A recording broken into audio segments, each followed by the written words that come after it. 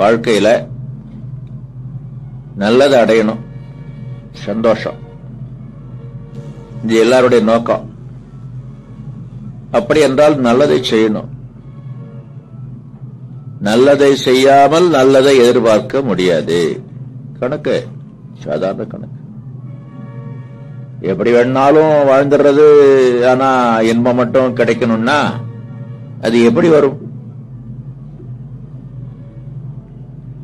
ஆனால் அறநெறி என்று சொல்லக்கூடிய அந்த நல்லதை செய்வது சாதாரணமா யாருக்கும் வராது, சுலபமா வராது. ஏனென்றால் நாம் ஏதோ இன்றைக்கு நேற்று பிறந்தவங்க இல்லை. நாம் என்றால் நம்ம சொல்லல, மனித குலத்தை சொல்கிறேன். மனித குலம் மிருக இனங்கள் இருந்து வந்திருக்கிறது என்பதை விஞ்ஞானம் மட்டுமே இல்லை, நம்ம நாட்டு தத்துவ ஞானமும் அதான் சொல்லுது. அவதாரம் என்று சொல்லுவாங்க. மச்சாவதாரம், குருமாவதாரம், வராக அவதாரம், நரசிம்மாவதாரம், அப்புறம் வாமனாவதாரம். வாமனாவதாரம் தான் மனுஷன். நரசிம்மாவதாரம் பாதி மனுஷன் பாதி மிருகம். வராக அவதாரம் முழு மிருகம். அதற்கு முன்னால மச்சம் கூர்மம் எல்லாம் கூட மிருக ஜாதி தான். மிருக இனங்கள் இருந்தா மனிதன் வந்திருக்கிறான். அப்போ அந்த மிருக இன பதிவெல்லாம் இன்னும் இருக்குமா இல்லையா? நல்லா இருக்கும். மிருகம் என்ன செய்யும்? நகத்தால பொறாண்டும், பல்லால கடிக்கும். நம்ம ஊர்ல குழந்தைங்க 4, 5, 10 உட்காந்து விளையாண்டுட்டு இருக்கோம். ஒரு குழந்தை என்ன செய்யும்? திடீர்னு எழுச்சி ஒருத்தர் கிள்ளிட்டு ஓடிடும். கவனிச்சிருக்கீங்களா? அந்த குழந்தை நீங்களாவும் இருந்திருக்கலாம். ரெண்டுக்குள்ள சண்டை வந்துடும், குழந்தை கடிச்சிடும். சொந்த தம்பியை தங்கச்சியை கிள்றது பிரான்றது பாத்துறீங்களா நீங்க? 2 வயசு 3 வயசுக்கு ஒரு பச்சை பாப்பா வந்து போச்சுன்னா ஒரு பொறாம உணர்வு இருக்கும் அதுகளுக்கு. அதனால நகத்தில் அப்படி பொறாண்டிடும். நான் பார்க்காத நேரம். அப்போ மிருக குணமும் இருக்குது, மனுஷ குணமும் இருக்குது. மனுஷ குணம் என்ன? பார்க்கறாங்களா நம்மள? இது மிருகத்து வராது. தப்பு செய்யறது தாராளமா செய்யும். அப்படி வளர்ந்த மனிதர்கள்ட்டையும் அதை பார்க்கலாம். இந்த சண்டை போடுறான், 2 பேரும் அடிச்சுக்கிறானுவான், மொத்தம் நோஞ்சான், அவனால ஜெயிக்க முடியாது போல இருக்கு. என்ன செய்வான்? ஒரு கடி கடிச்சிருவான். வலிமையா கெட்டியா பிடிச்சிட்டான எதிராளி, இவனால மீற முடியலன்னா பிடுங்கிட்டு ஓடணும்னா கடிச்சிருவான். நகத்தையும் பல்லையும் உபயோகிக்கக்கூடிய பழக்கம் மிருக ஜாதியிலிருந்து தான் நமக்கு வந்திருக்கிறது. நாமும் ஒரு காலத்துல மிருகமாக இருந்திருக்கிறோம். மிருகங்களுக்கு நியாயம் தெரியாது, நல்லது கெட்டது தெரியாது. அப்படியே வந்ததுனால சாதாரண மனிதனுக்கு நியாயம் நல்லது கெட்டதெல்லாம் 2ஆம் பட்சம். ஏதோ அவங்க பாட்டுக்கு மனசுல தோணுனதை செய்வாங்க. அதனால பிறருக்கோ தனக்கோ துன்பம் வருமானு யோசனை பண்ணி பார்த்தால செய்யாம இருக்கிறதுக்கு. யோசனை பண்ணணும்னு தோணாது, யோசனையே பண்ணாலும் வேற வழி இல்லை என்று தவறு செய்யக்கூடியவர்களாக இருக்கிறார்கள். நாங்கெல்லாம் அந்த மாதிரிலாம் தவறு செய்ய மாட்டாங்க அப்படின்னு யார் ஒருவரும் மீசையில கையை போட்டு சொல்ல முடியாது. மகரிஷி, நீங்களும் என்ன செய்வீங்க? மீசையில கையை போடுறதுக்கு மீசை இருக்கிற இடத்துல கையை போட்டு வேண்டியதுதான். என்ன காலையில சாப்பிட்டீங்களா? சாப்பிட்டீங்க. என்ன சாப்பிட்டீங்க? இட்லி. எத்தனை இட்லி? 7. 7 இட்லி உங்களுக்கு சரியா வருமா? 5 இட்லி போதாதா? போதும். அது என்ன வழக்கமா சாப்பிட்டு வச்சிடுறாங்க. யாரு தள்ளினா? போதும் என்று சொன்னவர் யார்? சாப்பாட்டிலே போதும்னு சொன்னவர் யார்? அது யாராச்சும் போட்டா ஒரு வேளை போதுமாங்க. தானா போட்டு திங்கிறதா நோய்ந்துமே இந்த மாதிரி தவறு செய்து செய்து செய்தே பழகி போன மிருகங்கள் இருந்து நாம் அப்படியே தப்பிச்சு மேல வந்ததுனால நாமும் தவறு செய்வது இயல்பு, டெண்டன்சிமாங்க ஆங்கிலத்தில். அப்படித்தான். ஆனால் இறைநீதி என்பது இருக்கதான் இருக்குது. என்ன செயலுக்கு என்ன விளைவு என்று ஒன்று இருக்கிறது. அதை யமதர்ம மண்டானா, சித்திரகுப்த மண்டானா, தேவேந்திர மண்டானா அந்த காலத்துல அதுக்கு ஆள் நியமிச்சிருந்தாங்க. அதெல்லாம் இல்ல, தானாவே வரும். அதற்கு மகரிஷி சொல்லக்கூடிய உதாரணம் மறுபடியும் சாப்பாடு தான். 8 இட்லி சாப்பிடுறது இன்னைக்கு, இது சரியா தப்பா? தப்பு. 8 இட்லி சாப்பிட்டா என்ன ஆகுது? பஸ்ஸுக்கு குப்பிட்டு இருக்குது, எது கழிக்குது, ஏப்பம் வருது, பல பல சங்கடங்கள் வருது. அடுத்த வேளை சாப்பாடு வானாம் போல இருக்கு. இது யார் செய்யற வேலை? இது அஜீரணம், அதுக்கு பேர். அஜீரணத்தை அடுத்த வீட்டுக்காரர் செய்யறாரா நமக்காக, இல்ல பகையாளி வந்து செய்யறானா, இல்ல பங்காளி செய்யறானா? யாரு நமக்கு அஜீரணத்தை கொண்டு வந்து கொடுப்பது? தானா வருதுமா. அந்த தான் தான் இறைவன். இறைவனே தான் என்று சொல்றது நம்ம நாட்டு பழக்கம். அப்போ நமக்கு கை இருக்கு, கால் இருக்கு, மூளை இருக்கு, எதை வேணாலும் செஞ்சுக்கலாம். ஆனா விளைவை தருவது மட்டும், தேர்ந்தெடுத்துக் கொள்வது மட்டும் செயலை செய்பவர் இல்லை. செயல் செய்வதற்கு எல்லா விதமான ஆற்றலும் உரிமையும் இருக்கிறது. அதிலிருந்து வரக்கூடிய விளைவை செலக்ட் பண்ணி எடுத்துக் கொள்ளக்கூடிய முடியாது. இது வருது, எப்படி வருது? செயலுக்கு தக்கவார். நல்ல செயலா இன்பம், கெட்ட செயலா துன்பம். நண்பர்களே, இன்னைக்கு இந்த உலகத்துல எல்லாரும் அவங்களால முடிந்த வரைக்கும் கெட்ட செயல் தான் செய்து கொண்டிருக்கிறார். அதுலயும் இந்த அரசாங்கத்தில் இருக்கிறாங்க பாருங்க, அரசாங்க அதிகாரிகளாக இருக்கக்கூடியவங்கலாம் முடிந்த வரைக்கும் கெட்ட செயல் தான். இப்படியா 2-3 தலைமுறை போயிடுது. எனக்கு கல்யாணம் ஆச்சு 1962. என்ன வருஷம் ஆச்சுங்க? இன்னும் 2 வருஷம் போனா 40 வருஷம் ஆயிடும். பொண்ணு எல்லாம் பார்த்துட்டு போனா, மாப்பிள்ளை எல்லாம் பார்த்துட்டு போனாங்க, நல்ல பார்த்துட்டு போனாங்க. என்ன வேலையில இருக்கிறாரு, இந்த மாதிரி இந்த வேலை இருக்கு, என்ன சம்பளம் ஆகுறாரு, சம்பளம் எவ்வளவு, கிம்பளம் எவ்வளவு, கிம்பளம் என்ன, கிம்பளம் என்னன்னு தெரியுமா உனக்கு? லஞ்சம். மேல் வருமானம், அதுக்கு பேர் கௌரவமான பேர். மேல் வருமானம் எவ்வளவுன்னு கேட்கிறாங்க. எப்போ? 40 வருஷத்துக்கு முன்னாடி.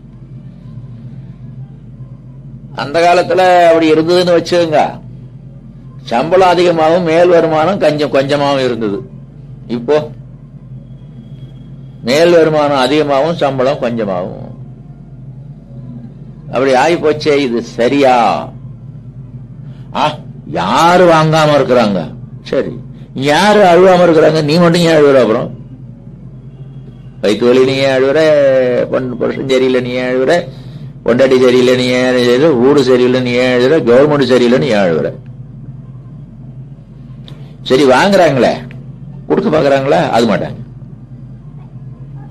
போலீஸ்காரன்னு வச்சுங்க, இன்கம் டாக்ஸ் ஆபீசர் கேட்பாரு, நான் அதெல்லாம் கொடுக்க மாட்டேன். இன்கம் டாக்ஸ் ஆபீசர்னு வச்சுங்க, போலீஸ்காரர் கேட்டு கொடுக்க மாட்டாரு. இது என்ன நியாயம்? அது ஒரு நியாயம்னு வச்சுட்டா இது என்ன நியாயம்? அப்படி முடிந்த வரைக்கும் ஒரு ஒழுங்கு இல்லாம, ஒரு நேதி இல்லாம, ஒரு நேர்மை இல்லாம நடந்து கொள்வது. அதனால பிறருக்கு துன்பம் விளைவிப்பதை பற்றி கவலை இல்லை. லஞ்சம் வாங்குறவருக்கு இது ஒரு துன்பம் விளைவிக்கக்கூடிய செய்கைன்னு தெரியாது. அது தெரியுமா உங்களுக்கு? என்ன சம்பாதிக்கிறான், கொடுத்தா போகுது. அவன் உழைக்கிறான், சம்பாதிக்கிறான், உனக்கு ஏன் கொடுக்கணும்? என்ன நியாயம்?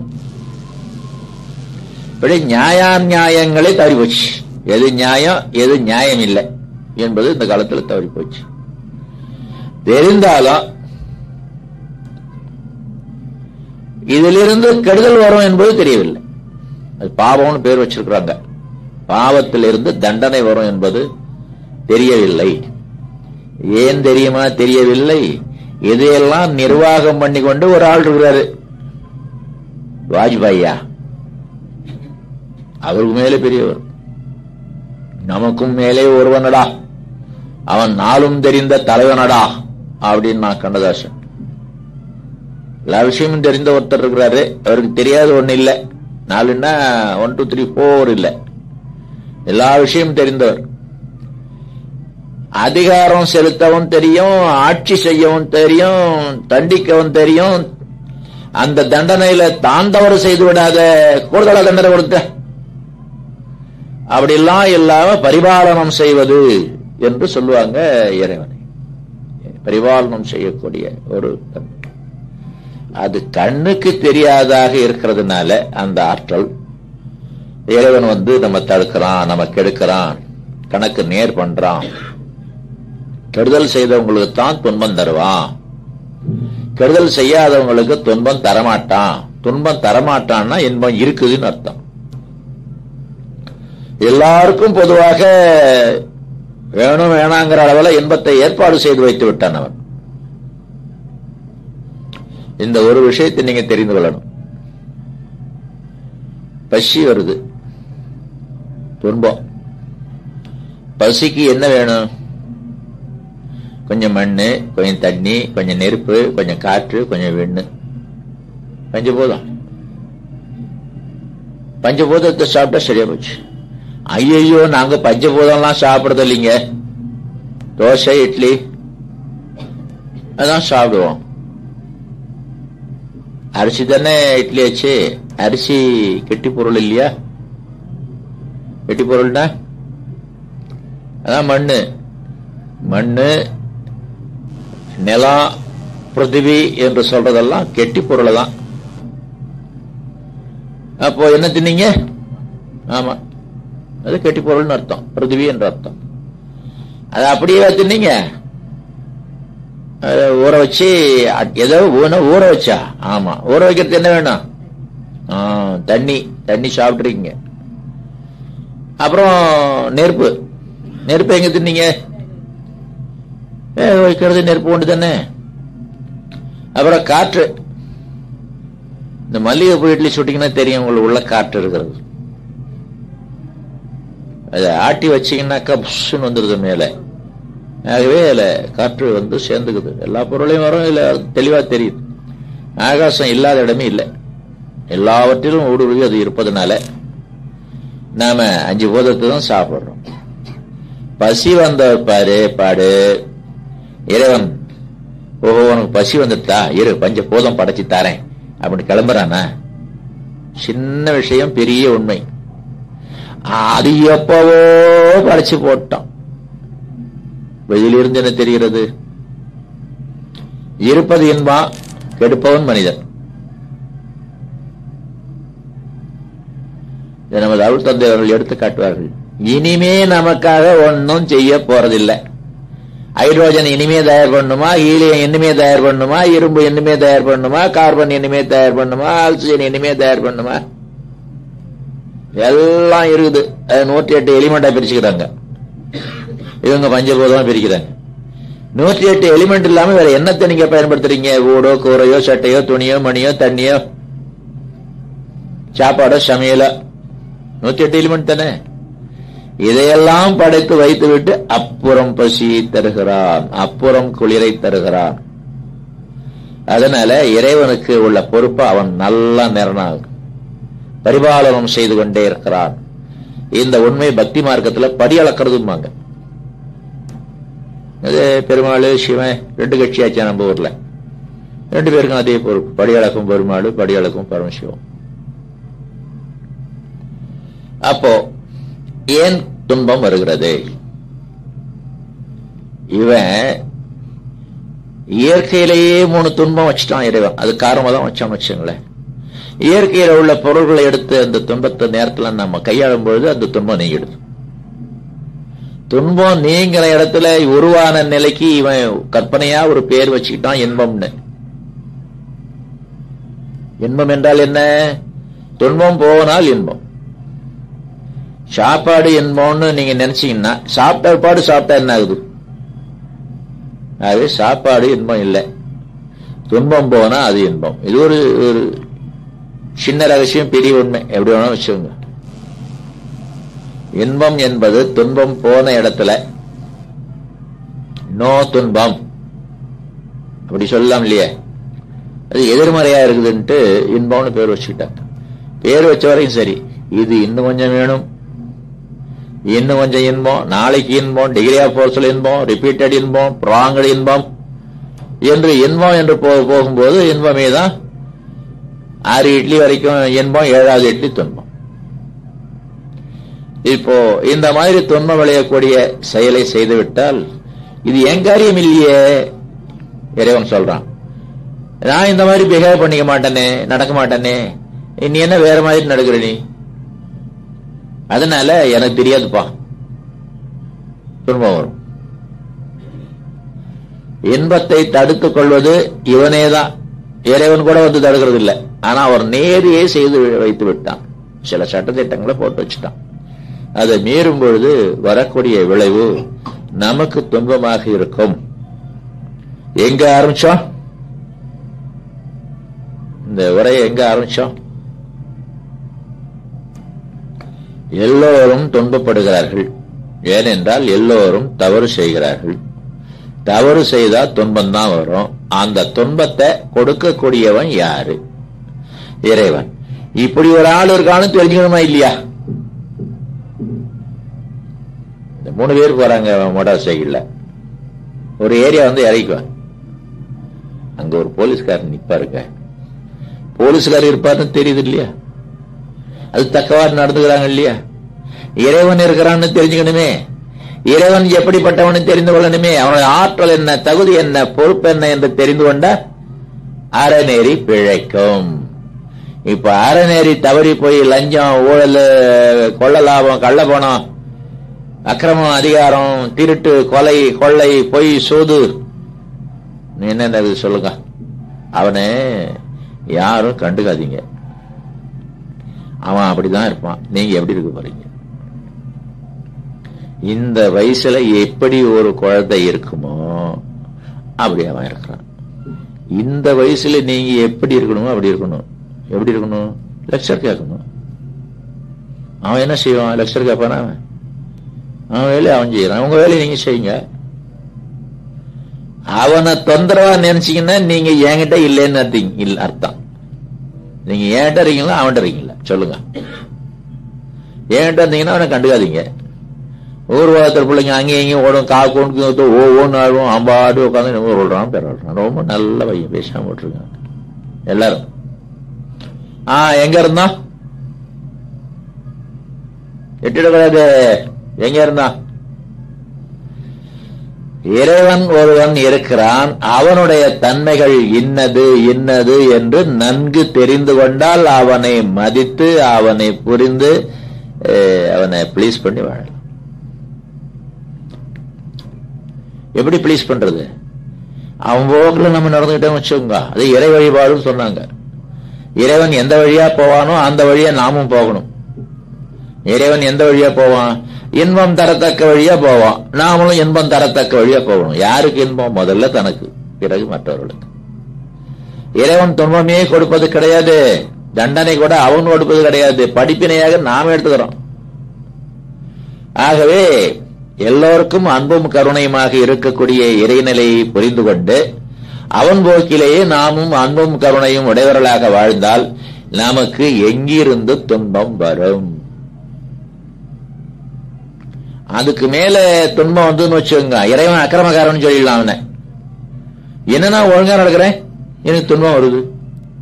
ஒருத்தர் நினைச்சுக்கிறாரு, நான் ஒழுங்கா தான் நடக்கிறேன், எனக்கு துன்பம் வருது. ஒரு கதை ஒண்ணு சொல்றேன் கேளுங்க. ஓனாய் ஆட்டி விட்டு கதை தெரியுமா உங்களுக்கு? ஒரு ஓடையில தண்ணி போகுது. ஓனாயும் ஆட்டுக்குட்டியும் தண்ணி குடிக்குது.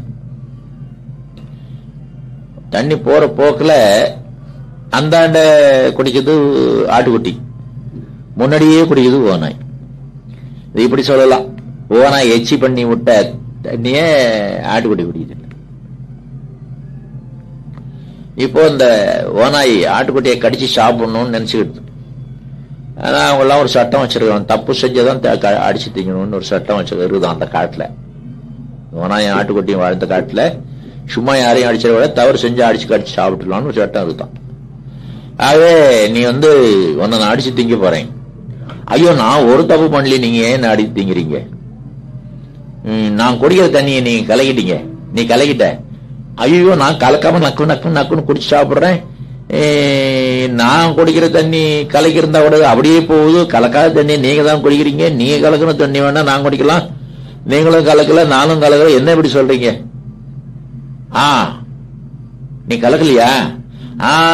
அன்னைக்கு ஒரு நாள் கலக்குனேன், தப்பு கண்டுபிடிக்கணுமே. அன்னைக்கு ஒரு நாள் கலக்குனேன். எப்ப சாமி நான் கலக்கினேன்? அது ஒரு 6 மாசத்துக்கு முந்தைய நீ கலக்கினேன், அதனால இப்போ நடிக்க போறேன். 6 மாசம் முந்தியா? நான் 4 மாசம் தான் ஆகுது பிறந்து. இப்ப என்ன சொல்றது? நீ கலக்கலன்னா உங்க அப்பா கலக்கிருப்பான். அதான் எங்க துன்பம் வருகிறதா? வருகிறது. தவறு செய்யலையா? இல்லையே. நல்லா நினைச்சு பாருங்க, மறந்துருப்பீங்க. நான் ஞாபகப்படுத்தி பார்த்தேன், தவறே செய்யல. இது தவறுன்னு தெரியாம செஞ்சிருப்பீங்க. ஐயோ எனக்கு நியாயம்லாம் தெரியும், எனக்கு ஒன்னும் நான் தெரிஞ்சு ஒண்ணுமே தவறே செய்யல. ஒரு 15 வயசாகுது எனக்கு, அதுக்கு மேல மறந்துவிடும்.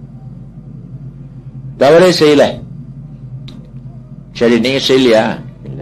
உங்க அப்பா அம்மா அவங்க தவறு செஞ்சா எனக்கு என்ன சம்பந்தம்? இல்ல. அப்போ வீட்டுக்கிட்டு வெளியே வந்துருங்க, அவங்க சம்பாதிச்சு போட சாப்பிடாதீங்க.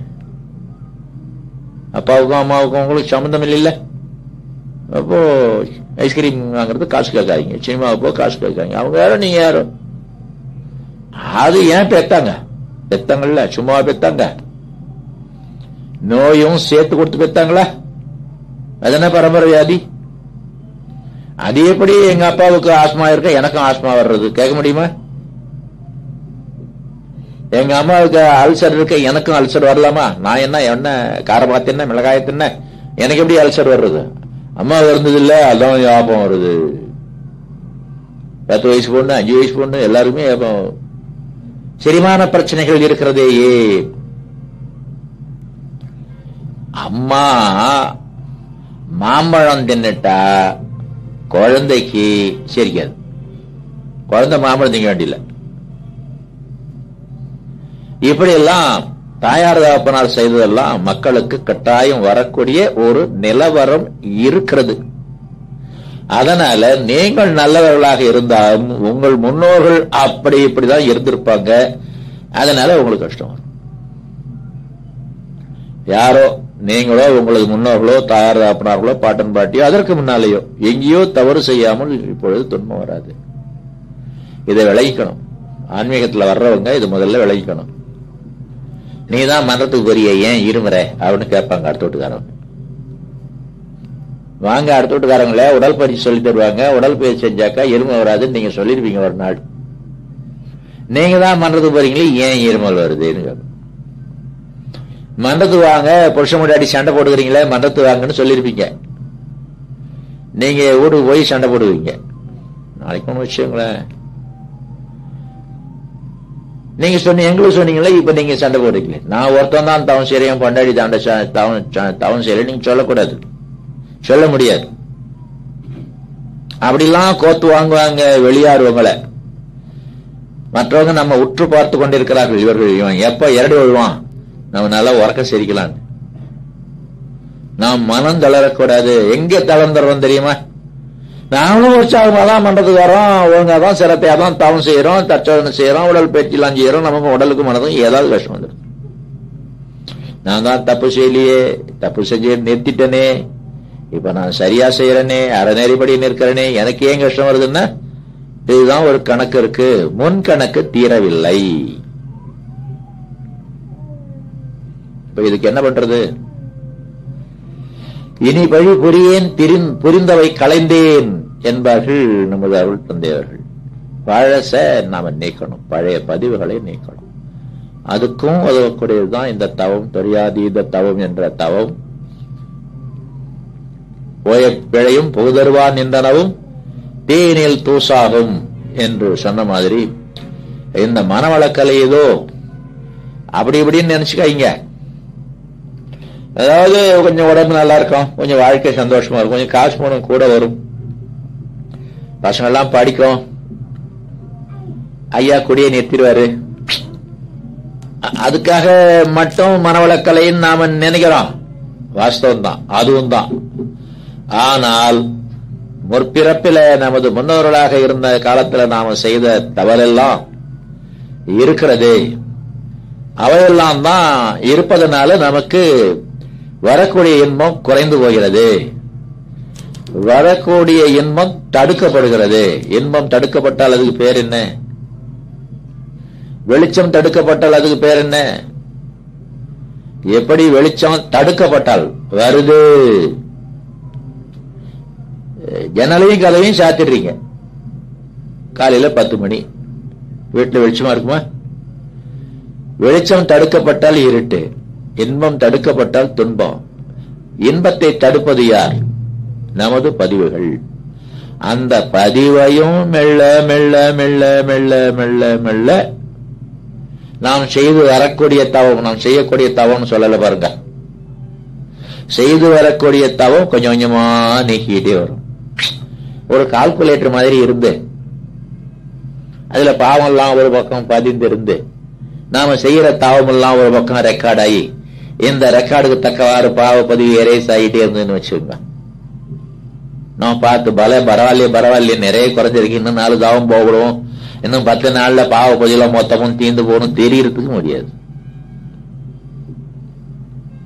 ஆனால் பதிவு இருக்கிறதா இல்லையா என்பதை தெரிந்து கொள்ளலாம். எங்க பார்த்து தெரிந்து கொள்ளலாம்? உடல்ல நோய் இருக்குதா? இருக்குது. மனசுல கஷ்டம் இருக்குதா? இருக்குது. அப்ப பதிவு இருக்குது. என்ன பண்றது? இன்னும் கொஞ்சம் தவம் செய்யறது. இப்படி வாழ்க்கையில துன்பத்தை சந்தித்துக் கொண்டிருக்கக்கூடிய நாம், என்னமோ சொல்லுவாங்க, தேவாமிர்தம், கற்பகத்தரு, காமத்தேனு அப்படின்னு பெரிய காணாது மந்திரக்கோல், சுரங்கம் ஏதோ சொல்லுவாங்கன்னு வச்சுங்களேன், புதையல். அந்த மாதிரி நமக்கு கிடைத்திருப்பது இந்த தவம். இதே முற்காலத்துல ஒளித்து வைத்திருந்தார்கள். நண்பர்களே, என்ன தலைப்புல பேசலாம்னு கேட்டதுக்கு தேர்திருவிழா தவிர்த்தல்னு பேசலாம்னு நான் பார்த்தேன். வேதாத்திரியத்திலேயே மகிழ்ச்சி இப்பெல்லாம் பேசுங்க, அந்த 14 தத்துவத்தையே பேசுங்கன்னு சொல்றாங்க. இங்க மனவளக்கலையின் மேன்மைன்னு பேசுறாங்க. மனவளக்கலையில இருக்கக்கூடிய மேன்மை என்னன்னா, முதல்ல அது வெளியே வந்துருக்குது, அதான் மேன்மை. இப்ப இவ்வளவு நாள் என்ன செஞ்சுது? போட்டு பொதிச்சு வச்சிருந்தாங்க, மறைச்சு பூட்டி வச்சிருந்தாங்க. பூட்டிடுவாங்க கொண்டு போய், இது உங்க கையில கிடைக்க விடாது அப்படின்னு. யாருங்க? நம்ம கையில மனவளக்கலை இன்னைக்கு வச்ச பேரு மனவளக்கலை. அந்த காலத்துல தவம் ஒண்ணு தமிழ்ல, யோகம் ஒண்ணு சமஸ்கிருதத்திலே சொன்னது. அதையே நமக்கு நாம நினைச்சுக்கிட்டு இருந்தோம். இதெல்லாம் காட்டுல இருக்கிறவங்க செய்யறவங்க, அல்லது காட்டுக்கு போய் செய்யணும், பொண்டாட்டி பிள்ளை இல்லாதவங்க செய்யறது, அல்லது பொண்டாட்டி பிள்ளைய விட்டுட்டு போய் செய்யறது என்று ஒரு கருத்து நமக்கு வந்தது. நாம் செய்யக்கூடாதது என்று வந்தது. அதனால லட்சக்கணக்கான வருஷமாக கஷ்டப்பட்டுக் கொண்டே இருக்கிறோம். அதற்கு முன்னால எல்லாரும் சந்தோஷமா தானே இருந்தாங்களாம். திரைதாயுகம், கிரைதாயுகம், துவாபர யுகம், எல்லாரும் சந்தோஷமாவே இருந்தாங்களாமே. 2 ஒருத்தர் நீங்களாக. இப்ப எல்லாருமே கஷ்டப்பட்டு இருக்கிறாங்களே, 2 ஒருத்தர் நீங்களாக. ஒரு காலத்துல தேவர்கள்லாம் வர போக இருந்தாங்களாமே. தேவலோகத்து மங்கள்லாம் ராத்திரில, பௌர்ணமி ராத்திரில இங்க வந்து பூலோகத்துல குளிச்சுட்டு போவாங்களாமே. நீங்க கேள்விப்பட்டதில்லை? என்ன எல்லாம் பூலோகம் வேற தேவலோகம் வேற என்று இல்லாம இந்த உலகமே சந்தோஷமாக இருந்ததுன்னு நாம எடுத்துக்கணும். ஏன் அந்த காலத்துல எல்லாரும் தவம் செஞ்சாங்க, இங்கதான் செஞ்சாங்க, அந்த ஊர்ல செஞ்சாங்க, அங்க ஒரு கோயில் கட்டினாங்க, வசிஷ்டருக்கு இங்கதான் முக்தி கிடைச்சது, இங்கதான் தவம் செஞ்சு சாவ விமோசனம் கிடைச்சது. எத்தனை கதை இருக்குது உலகத்துல தானே பண்ணாங்க, ஏன் ஒருத்தரும் பண்றது இல்ல? இதெல்லாம் ஆழ சிந்திக்க வேண்டிய அடிப்படையான விஷயங்கள். மேம்போக்கா அதுக்கடக்கு போய் சாப்பிடுவோம் தூங்குவோம் நினைக்க விடாது. செருப்பு மாட்டிட்டு போய் வேலை பார்ப்போம் கடை வைப்போம் அப்படின்னு நினைக்க விடாது. இதெல்லாம் நாம எடுத்துக்கொள்ளணும். ஏன்னா மனித சாதி சொந்த விஷயம், இது நமது விஷயம். இண்டிவிஜுவல் இல்ல, சோசியல், கலெக்டிவ். ஏன் நாம் தவம் இப்பொழுதெல்லாம் செய்வதில்லை? மகிழ்ச்சி இந்த மனவளக்கலை கஷ்டப்பட்டு புகுத்துறாரே. அந்த ஊர்ல தீட்சை வாங்கிட்டு போனவங்க எத்தனை பேரு, தீட்சை வாங்காதவங்க எத்தனை பேரு, தீட்சை வாங்கிட்டு போய் திரும்பி வராதவங்க எத்தனை பேர்? ஏன் இப்படி மனவளக்கலையை பற்றி, தவத்தை பற்றி ஒரு அவர்ஷன், ஒரு விருப்பு இருக்கிறது. அது ஜென்மாஜென்மமாக இருக்கிறது, ரத்தத்துல ஊறி போய் இருக்கிறது. நீங்களாம் ராமாயணம் படிச்சிருப்பீங்களே, படிச்சீங்களா? பட்டாபிஷேகம் பண்ணி முடிச்சிருப்பீங்களே. காட்டுல இருந்து சீதைய ராவணன்ட்ட இருந்து இலங்கையில இருந்து அழைச்சாந்து பரதன்கிட்ட இருந்து பட்டத்தை கட்டின உடனே தேங்காய் உடைச்சி கற்பூரம் கட்டி சுண்ட கடை விநியோகம் பண்ணி மூடி வச்சிருவாங்க. அதுக்கப்புறம் படிச்சீங்களா? அதுக்கப்புறம் படிக்க மாட்டாங்க. ஏன்னா மார்கழி மாசத்துல தான் படிக்க ஆரம்பிக்கிறது. அப்படி பொங்கல் வந்துடும், மூடி வச்சிருவாங்க. இன்னொரு காரணம் இருக்கு, அதுக்கப்புறம் படிச்சா மனசு கஷ்டமா இருக்கும். சில பேர் சினிமா பார்த்துக்கிட்டே இருக்கும், அழுவாங்க பாருங்க. அந்த மாதிரி அதுக்கப்புறம் படிச்சா அழுக வரும். சீதையை துன்புறுத்துவாங்க, அவளை கற்பு இல்லாதவன்னு சொல்லுவாங்க, சொல்றதுக்கு ராமனுக்கு கூச்சமா இருக்கும். ராமனால வேற வழி இல்ல, ஊர்ல அவதூறு சொல்றாங்க, கொண்டு போய் காட்டுல விடணும், அவன் தவிக்கிற தவி, கொண்ட பல்ல கடிச்சு கொண்ட விட்டா அவன் தவிக்கிற தவி. இதெல்லாம் நல்லா வருது. சி வானன் படிச்சு பாருங்க புத்தகத்தை மேற்கொண்டு. அவ்வளவு கதையும் சொல்ல போய் எனக்கு நேரம் இல்லை. காட்டுல புள்ள வந்தோம். என்ன பண்ணி வால்மீகி ஆசிரமத்துல லவகோசார்கள் வளர்ந்துட்டு இருப்பாங்க. ராமர் அஸ்வமேத யாகம் பண்ணுவாரு, குதிரையை பிடிச்சு கட்டிட்டு வரணும், சித்தவன்லாம் போய் செத்துடுவானு. ராமரும் போவாரு சண்டைக்கு மகன்கிட்ட. அப்போ சீதை வந்து தடுத்துருவா. அப்ப நம்ம ஒன்னும் சண்டை விடாது, சுருக்கமா சொல்றேன். இப்போ கண்டுபிடிச்சுவாங்க, நீ சீதை நான் ராமன் நம்ம பசங்கன்ட்டு. நாங்க பிடிச்சவங்க உங்க பிள்ளைய, நீங்க என்ன காட்டுல ஓட்டிக்க, நான் போறேன் கோச்சிக்கிட்டு அப்படின்னு பூமி கீழே போயிடுவாங்க. அப்புறம் லவகோசனை அழைச்சாந்து அயோத்தியா வச்சு அப்ரண்டிஸா வச்சு ராஜ்ய பரிபாலனம் எப்படி செய்வது என்று கற்றுக் கொடுத்து கொண்டிருக்கிறார். இவர் ராஜா, அவங்கெல்லாம் இளவரசர்கள். இப்போ அயோத்தியில அநேகம் அனர்த்தங்கள் நடக்கின்றன. என்ன? நெருப்பை கொளுத்துனா அது கீழே போகுது, நீரை ஊத்துனா அது மேல போகுது. ரெண்டும் அனர்த்தம் இல்லை. இன்னும் 1008 அனர்த்தம். சாப்பிட முடியல, சாப்பிட்டா வாந்தி வருதுன்னு வச்சுக்கோங்க, உள்ள போக மாட்டேங்குது தொண்டைக்கு. இந்த மாதிரி அனர்த்தம் நடப்பதனால ஜனங்கள் தாங்க முடியாம அவஸ்தைப்படுறாங்க. இது செய்தி கேள்விப்பட்டு ராமர் வசிஷ்டரை கூப்பிட்டு, ஏன் நம்ம நாட்டில் இவ்வளவு அனர்த்தங்கள் நடக்கின்றன என்று கேட்கிறார். வசிஷ்டர் ஞானத்துல பார்த்துட்டு, முடிச்சுங்க தூங்கிட்டு போறீங்க. வசிஷ்டர் ஞானத்துல பார்த்துட்டு, நம்ம ராஜ்யத்துல எங்கேயோ ஒரு இடத்துல ஒரு சூத்திரன் தவம் செய்கிறான், அதனால்தான் இந்த அனர்த்தம் அப்படின்னு சொல்றார். உடனே நான் சுருக்கமா சொல்லிட்டு போறாத, ராமர் வந்து புஷ்ப விமானத்தில் ஏறிட்டு போய் அந்த விமானம் போற போக்கிலேயே உடைவாளால அவனோட தலை வெட்டிடுவார். அந்த சூத்திரனுடைய தலை அயோத்தியில எல்லாம் நேர் வந்துருச்சு. இந்த கதை நடந்திருக்கும்னு நினைக்கிறீங்களா? இல்ல இடைச்சேர்கள் நினைக்கிறீங்களா? எவ்வளவு இடைச்சேர்கள் பண்ணிடுவாங்க. அதாவது அவர்களுடைய கருத்து என்னவென்றால், சூத்திரம் தவம் செய்யக்கூடாது. நீ யார் தவம் செய்யறது? பதில நான் சொல்ல மாட்டேன், நீங்க தெரிந்து கொள்ளும். சூத்திரம் தவம் செஞ்சா அவங்களுக்கு என்ன கெட்டு போகுது? இதையும் நீங்க யோசனை பண்ணி பாருங்க, நல்லா யோசனை பண்ணி பாருங்க. அடுத்த மாசம் வரும்போது சொல்லுங்க.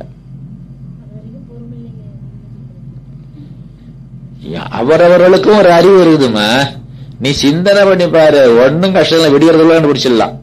காலைல போன் பண்ணி சொல்லிட்டு எனக்கு. அப்புறம் இந்த பாண்டியன் ஒருத்தன் இருந்தா, வரகுண பாண்டியன்னா என்னமோ தெரியல அவன் பேரு. அவன்கிட்ட நம்ம ஒரு பேர் என்ன, சின்ன 4 வயசுலயே பாட்டு பாட ஆரம்பிச்சாரு. ஞானசம்பந்தர். ஞானசம்பந்தர் எந்த ஒரு கார் தெரியுமில்ல? எல்லாம் படிச்சிருக்கீங்களாமா? நீங்க எல்லாம் நல்லா படிப்பாளி மாதிரி நான் நினைச்சிட்டு இருக்கிறேன். பெரிய புராணம்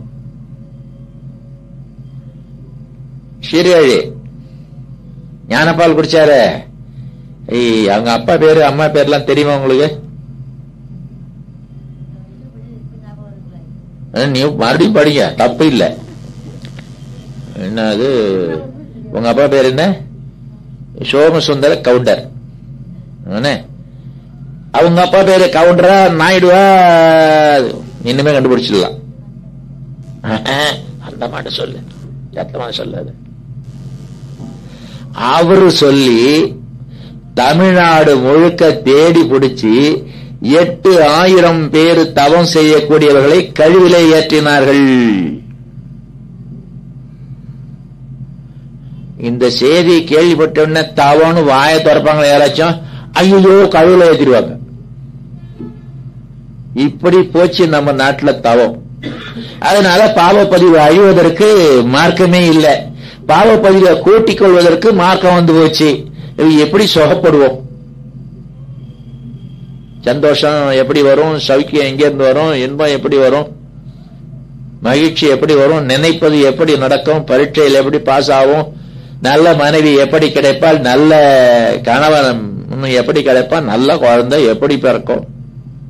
நல்ல வீடு எப்படி கிடைக்கும்? நல்ல செருப்பு எப்படி கிடைக்கும்? செருப்பால செருப்பு கடிச்சிடும், செருப்பு காணாம போயிடுப்பா. செருப்பால கஷ்டம். செருப்பு போடுறதுனாலும் கஷ்டம், செருப்பு போடலனாலும் கஷ்டம். கஷ்டம் கஷ்டம் கஷ்டம். ஏன்? பாவப்பதிவு ஆன் இன்கிரீஸ், ஏறிக்கிட்டே இருக்குது. அது குறையறதுக்குள்ள ஒரு ஏற்பாடு இருக்குதே தவம், அது போயே போச்சு. என்ன இப்படி தவம் செய்துதான் ஆகணுமா அப்படின்னு நீங்க சிலர் கேட்கலாம். சாப்பிடுறோம், தூங்குறோம், குளிக்கிறோம், ட்ரெஸ் பண்ணிக்கிறோம், வேலைக்கு போறோம், தப்பு செய்யக்கூடாது, திருடக்கூடாது, எல்லாம் சரி, தவம் செய்துதான் ஆகணுமா? ஆசான கேளுங்க, ஐயனை கேளுங்க. ஐயன்னா யாரு? ஐயன்னா யாரு? இப்ப 9 மணிக்கு போய் எதை பார்க்க போறீங்களா? 9 மணிக்கு பாக்குறது உண்டா? அமிதாப் பச்சன் நடத்திட்டு இருக்காரு 9ல இருந்து 10 வரைக்கும். ABC. இந்த கேள்வி பதில் சொல்லுங்க. ஐயன்னா யாரு? எல்லாருக்கும் 0 மார்க். 1 கோடி ரூபாய் ஆளுக்கு நீங்க என்கிட்ட கொடுக்கணும். ஐயன்னா யாரு? கருணாநிதியில சொல்லிடுவோம். அப்புறம் நம்ம மூக்காட்ட அப்பா பயங்கர சொல்லிட்டாரு அவர். திருவள்ளுவர் ஒரு நூல் எழுதுகிறார். பேர் என்ன? எத்தனை அதிகாரம், எத்தனை பாட்டு? அதுல சில அதிகாரம் எடுத்து கொடுங்க, நான் அடி எடுத்து கொடுக்கிறேன். கடவுள் வாழ்த்து சொல்லுங்க. இத்தனை பேரும் கூடி 133 அதிகாரத்தையும் சொல்லுங்க பாபு. 4 கடைசி அதிகாரம் ஊழல். அப்புறம் நிறைய இருக்கு. அன்புடைமை, புலால் மறுத்தல், அது ஒண்ணு இருக்குதுங்க. ஏன் வேலை பண்ணிட்டு தாவான்னு ஒண்ணு எழுதினாரு? அவருக்கு போர் அடிச்சிருக்குமா? இல்ல 132 பொக்கையா போச்சேன்னு ஒண்ணு சேர்த்துக்கிட்டாரு.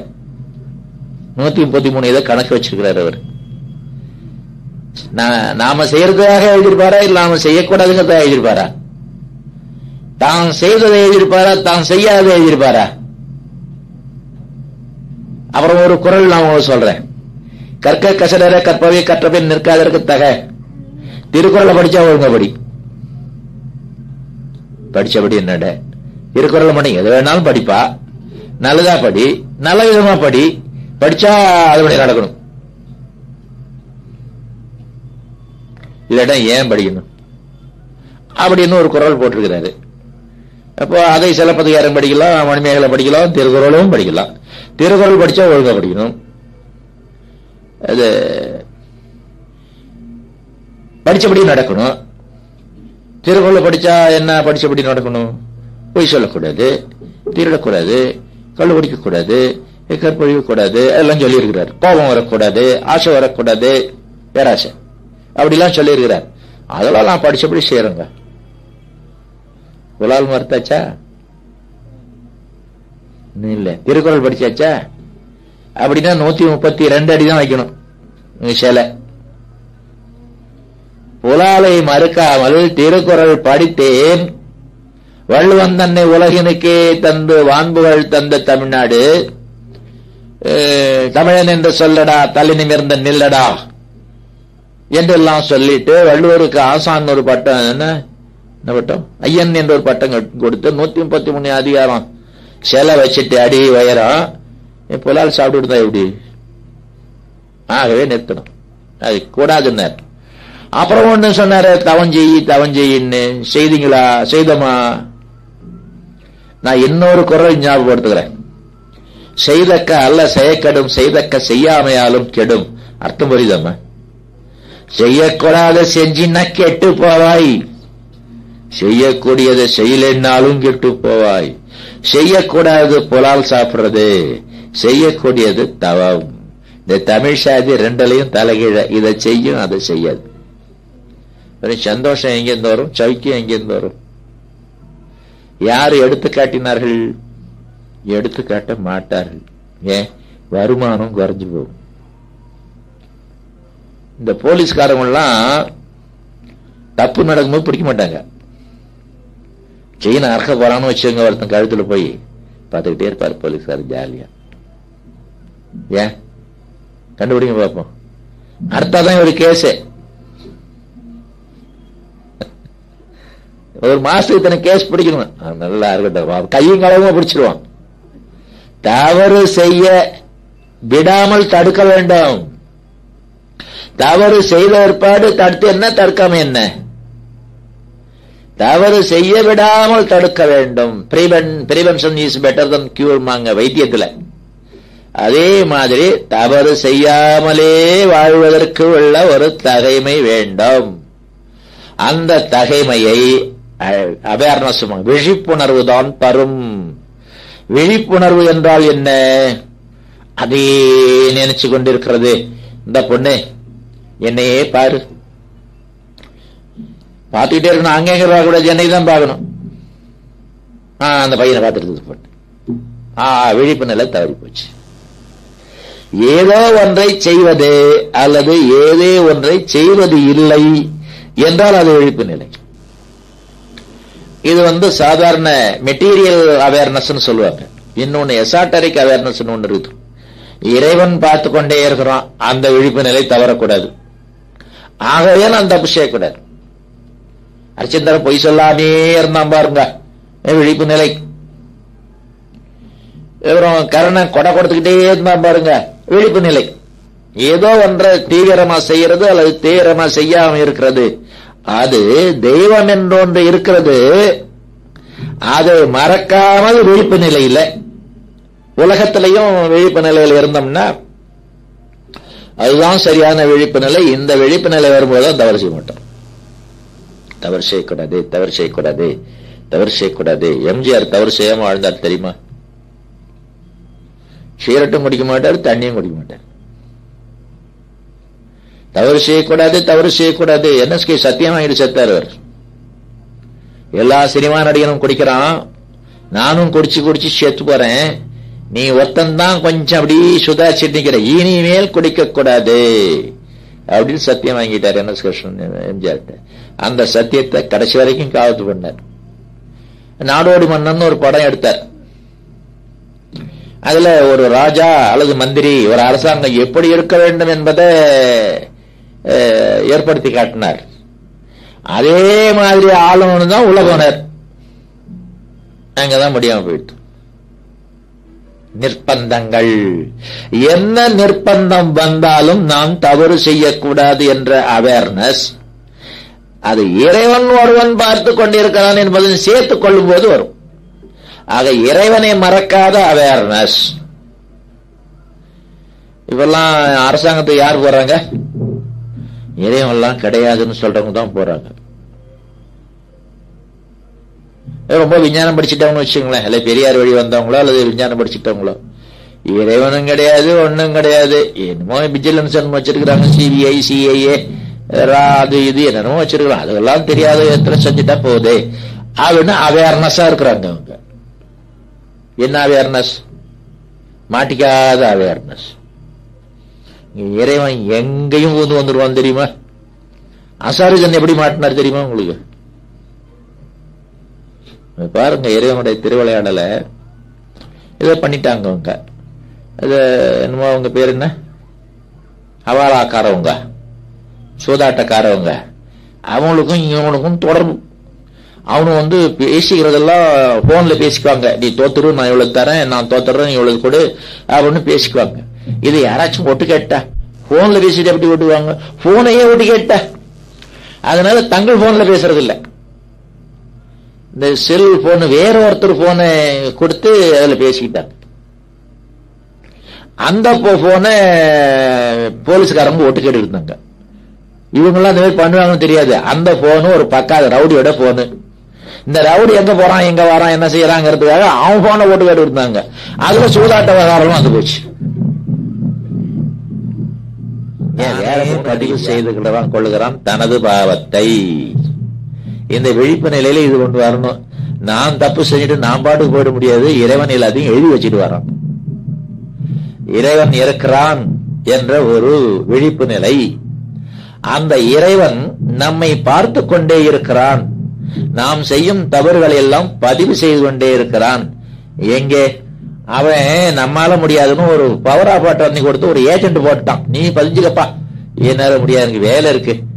அது யார் வந்தாலும் அவனை பிடிச்சி ஏமாத்திடலாம். நீயே தான், நீ செய்யற பாவத்தெல்லாம் நீயே எழுதிக்கன்னு பவரை நம்மகிட்டே கொடுத்துட்டான். அந்த பொறுப்பை மட்டும் நாம தவறாம நிறைவேற்றிட்டே வரோம். அதான் கருமைய கலங்கன்னு நமது அருள் தந்தையர்கள் சொல்வார். எந்த தவறு செய்தாலும் நம்மிடத்திலே பதியக்கூடிய ஒரு அரேஞ்ச்மெண்டை, ஆட்டோமேட்டிக் அண்ட் இன்ஸ்டன்டேனியஸ் அரேஞ்ச்மெண்ட் செய்து வைத்துட்டு இவன் அக்கடான ஏட்ட உட்காந்துக்கிட்டான். இவன் நாம தப்பும் செய்யறோம், பதிவும் செய்யறோம், ஏமாற்றவே முடியாது. இதையெல்லாம் நமது மனவள கலையில சொல்லித்தரோம். உண்மையான சரியான தத்துவங்களை சொல்லித் தருகிறோம். அந்த மாதிரி இனிமேல் தவறு செய்யாத ஒரு தகைமையை கொடுக்கிறோம். தவம், உறுதி, தெளிவு, மன உறுதி, மனதுக்கு தெளிவு. இனிமேல் தவறு செய்யாத தகமையும் மனவள கலையில சொல்லித்தரோம். ஐயோ முன்ன தெரியாம செஞ்சுட்டேனே, எங்க அப்பா அம்மாவும் ஏதோ செஞ்சிருப்பாங்களே, அதையும் நீக்கி விடுவதற்கு மனவள கலையில தவம் செய்ய செய்ய போய பழைய தவறுகள் தவந்த பதிவுகள் நீங்கும். அப்போ காலத்தால இவ்வளவு காலம் சொல்ல முடியாது, அதெல்லாம் நிறைவேறி நாம சந்தோஷமா இருக்க போறோம்னு வச்சுங்க. ஒரு காலத்துல எல்லா பதிவும் போய் அதுக்கு முன்னாடியே சேர்த்துவிட்டு என்ன பண்ணுவது? பசங்க சந்தோஷமா இருப்பாங்க. இப்படி சொல்றீங்களா? நான் தவஞ்சியாவது என் பையன் நல்லா இருக்காவது என்ன ஆக்கிரமம்? அப்புறம் ஏன் சம்பாதிக்கிறீங்க? சம்பாதிக்காதீங்க. இந்த அன்றாடம் காட்சி மாரி அன்னன்னைக்கு சம்பாதிச்சு அன்னன்னைக்கு சாப்பிட்டு தூங்க, ஏன் மிச்சம் வைக்கிறீங்க? இல்லைங்க, பசங்கள்லாம் நல்லா இருக்கணும், அதுக்காக சேர்த்து வைக்கிறேன். திவாலா போகக்கூடிய பைனான்ஸ்ல போட்டு வைக்கிறேன். ஏன் சேமிப்பு? அடுத்த தலைமுறை நல்லா இருக்கணும் தானே. அடுத்த தலைமுறை நல்லா இருக்கணும்னா நீ சம்பாதிச்சு வைக்க வேண்டியது புண்ணியம், போக்கி வைக்க வேண்டியது பாவம். அதே இது எங்க வருது சத்தம்? ஓ, அவங்க போடுற சத்தம் இங்க வருதா? அப்புறம் ஏன் பையனை ஓடி போய் அடிச்சிங்க நீங்க? சத்தம் போடுறான்ட்டு தெரியாம அடிச்சிட்டாரு. தெரியாம செஞ்சாலும் தப்பு தான். இந்த பாவம் இருக்குத தெரிந்தே செய்தால்தான் பாவம் நினைச்சுக்காங்க. தெரியாமல் செய்தாலும் பாவம். அஜாக்கிரதையாக இருந்த குற்றம் அது தண்டனைக்குரிய ஒரு சட்டம். அது அஜாக்கிரதையாக இருப்பது ஒரு குற்றம். தெரியாம தான் குத்தினேன், உயிர் எப்படி போகலாம்? நான் தெரியாம தான் குத்தேன், ஏன் உயிர் போகணும்னு கேட்க முடியுமா? அப்படி தெரியாமல் இருப்பது ஒரு குற்றம். ஆகவே அறிவு மேம்பாடு நமக்கு வேண்டும். இந்த மனவளக்கலையில அறிவு மேம்பாடு கொடுக்கிறோம், இயற்கையை பற்றி சொல்லிக் கொடுக்கிறோம், இறைவனை பற்றி சொல்லிக் கொடுக்கிறோம், மனதை பற்றி சொல்லிக் கொடுக்கிறோம், நல்லது கெட்டதை பற்றி சொல்லிக் கொடுக்கிறோம், நல்லதை பின்பற்றி விடாப்படியாக வாழக்கூடிய ஒரு திடசித்தத்தை கொடுக்கிறோம், கெட்டது பழசு இருந்ததுன்னா அதை நீக்குவதற்கு கொடுக்கிறோம். இதுக்கு மேல உங்களுக்கு என்ன வேணும் சொல்லுங்க. என்னது வேணும் இதுக்கு மேலன்னு சொன்னா அதை பத்தி யோசனை பண்ணுவோம். சுருக்கமா சொல்லலாம், நமக்கு வேண்டியதெல்லாம் சௌக்கியமும் சந்தோஷம் தான். மூணாவது ஒண்ணு கிடையாது. உடம்பிலே நலம் இருந்தால் சௌக்கியம், மனதிலே நலம் இருந்தால் சந்தோஷம். இன்னும் வேற எங்க உங்களுக்கு நலம் வேணும்? உடம்பிலே நலம் வருவதற்காக காயகல்பமும் உடல் பயிற்சியும் சொல்லித்தரோம், மனதிலே நலம் வருவதற்காக காயகல்பமும் தவமும் சொல்லித்தரோம், அப்புறம் சேர்த்துக்க தற்சோதனை எல்லாம் சொல்லித்தரோம், தத்துவ விளக்கம்லாம் சொல்லித்தரோம். ஆகவே இது கம்ப்ளீட். இது வாழ்க்கையில ஒரு அங்கம், வாழ்க்கையில முக்கியமான அங்கம், வாழ்க்கையில சாப்பாட்டை விட முக்கியமான அங்கம். சாப்பாடு தாங்க ரொம்ப முக்கியம். சாப்பிட்ட சாப்பாடு செரிக்கணுமே. சாப்பாடு முக்கியமா செரிமானம் முக்கியமா? உடல் பயிற்சி செஞ்சதானே உடம்பு செரிக்கும் சாப்பாட்டை. அந்த மாதிரி சாப்பாட்டை விட முக்கியமான ஒன்றாக நாம் அருள் துறையை எடுத்துக்கொள்ள வேண்டும், ஆன்மீகத்தை எடுத்துக்கொள்ள வேண்டும். அதை இந்த காலத்தில் எல்லாருக்கும் கிடைக்கும் விதமாக நமது அருள் தந்தை அவர்கள் கழுத்தெல்லாம் வெட்ட மாட்டாங்க, என்னது போடுவாங்களே, கழுவேற்ற மாட்டாங்க, கவலையே படாதீங்க. அந்த காலத்துல அந்த பயத்தினால தானே தவஞ்சியாம விட்டாங்க, வள்ளுவர் சொல்லியும் கேட்காம. இப்ப அந்த பயமே இல்லை. உங்களுக்கும் நல்லது, உங்க முன்னோருக்கும் நல்லது, உலகத்துக்கு நல்லது. நாம செய்யற தவத்தாலும் மழை பெய்யும், நாம செய்யற தவத்தாலும் மழை பெய்யாது, வேண்ட காலத்துல பெய்யாது. 12, 13, 14 ஆகஸ்ட் மாசம் ஆழியார்ல மழை பெய்யல. அதுக்கு நாளுக்கு முன்னால ஒரு வாரமா பெய்ஞ்சுக்கிட்டு இருந்தது. 14ஆம் தேதிக்கு அப்புறம் அது பாட்டு பெய்ய ஆரம்பிச்சிடுச்சு. நடுவில் 3 நாள் பெய்யல. ஏன்? நாம 25,000 பேர் வேதாத்திரி மகிழ்ச்சி தலைமையில போய் கூடியிருந்தா நம்ம மழை பெஞ்சா நம்ம கஷ்டம் இல்ல? எத்தனை பேர் கூட படிச்சுக்க முடியும்? ஒரு சேரு சகதியா போயிடும். இதை நினைச்சு பாருங்க. இதை பத்தி நீங்க போனவங்க பாருங்க, இல்ல போனவங்களை கேட்டு பாருங்க, எப்படி மழை நிற்க முடியும்? அந்த சீசன்ல, ஆழியார் சீசன்ல கரெக்டா 2.5 நாள் தான் விழா, 2.5 நாள், மழை நின்னது 2.5 நாள். ஆகவே நமது மனதுக்கு, தவம் செய்யற மனதுக்கு ஒரு ஆற்றல் இருக்கிறது. அதனால உலகம் வரைக்கும் நன்மை செய்ய நம்மளால முடியுங்கிறேன். உடம்பு வரைக்கும் நன்மை செய்யலாம், வாழ்க்கை வரைக்கும் நன்மை செய்யலாம், குடும்பம் வரைக்கும் நன்மை செய்யலாம், உலகம் வரைக்கும் நன்மை செய்யக்கூடிய ஒரு ஆற்றல் ஒவ்வொருவரும் பயிற்சி செய்யக்கூடிய இந்த மனவளக்கலையில் இருக்கிறது. இதற்கு மேல என்ன மேன்மை வேண்டும் என்று கூறி நிறைவு செய்யலாம். வாழ்க வளமுடன்.